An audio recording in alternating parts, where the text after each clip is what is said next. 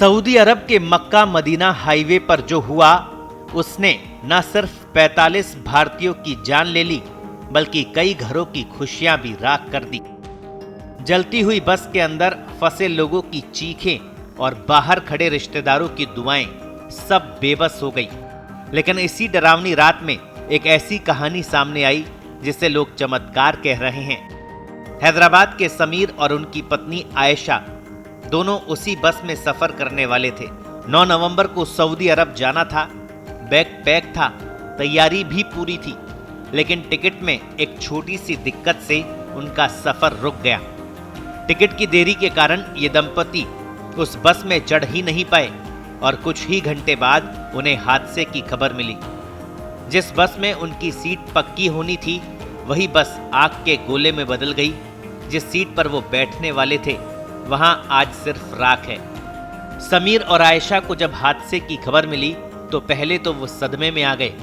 आंख से बहती अश्रुधारा के बीच उन्होंने ऊपर वाले का शुक्रिया किया। उनके कई रिश्तेदार उसी बस में थे जिन्हें वे आज दफन भी नहीं कर पाए। दोनों का कहना था कि सऊदी अरब का सफर रुक गया मगर जिंदगी का सफर तो जारी है। समीर और आयशा तो किस्मत के धनी हैं, लेकिन हर परिवार की किस्मत इतनी अच्छी नहीं थी। हैदराबाद में झिर्रा नटराज नगर का शायद ही कोई घर होगा जहां मातम न छाया हो। इस हादसे में अब्दुल कदीर, उनकी पत्नी गोसिया बेगम और ससुर मोहम्मद की मौत हो गई। कदीर का छोटा बेटा अब्दुल शोएब घायल है लेकिन जिंदा है। यही राहत की एकमात्र किरण है। इसी इलाके के मोहम्मद अली और उनकी पत्नी शाहीनाज बेगम भी इस दुर्घटना में चल बसे।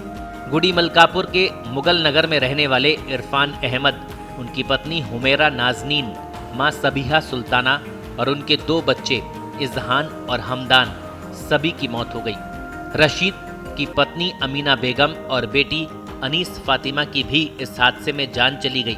पूरा इलाका सदमे में है, हर गली में मातम पसरा है और लोग बस एक दूसरे को संभालने की कोशिश कर रहे हैं। हैदराबाद के नसीरुद्दीन की तो 3 पीढ़ियां ही उजड़ गई। नसीरुद्दीन समेत उनके परिवार के 18 लोगों की जान इस हादसे में चली गई।